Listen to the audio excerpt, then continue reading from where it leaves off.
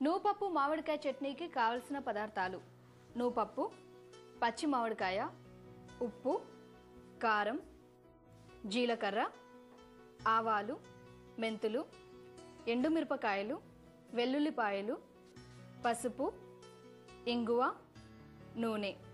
నూపప్పు మామిడికాయ చట్నీ తయారు చేసుకునే విధానం: ముందుగా ఒక బౌల్లో ఒక మామిడికాయని ముక్కలుగా కట్ చేసి వేయాలి. ఇందులో 4 స్పూన్ల కారం, 4 స్పూన్ల ఉప్పు, 4 స్పూన్లు వేయించి గ్రైండ్ చేసుకున్న నువ్వుల పొడి, వేయించి పొడి చేసుకున్న జీలకర్ర, ఆవాలు అర స్పూన్, చిటికెడు పసుపు వేసి అన్నీ కలిసేలా కలపాలి. ఇందులో ఇప్పుడు చిన్నగా కట్ చేసుకున్న వెల్లుల్లి రెబ్బలు కూడా వేయాలి.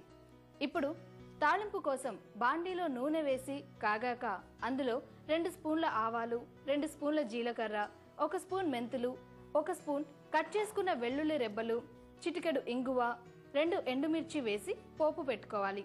ఇది చల్లారాక ఇందాక కలిపి పెట్టుకున్న మామిడికాయ ముక్కల్లో వేయాలి. దీన్ని 1-2 గంటలు నానబెట్టుకుని తినాలి. అంతే, నూపప్పు మామిడికాయ చట్నీ రెడీ.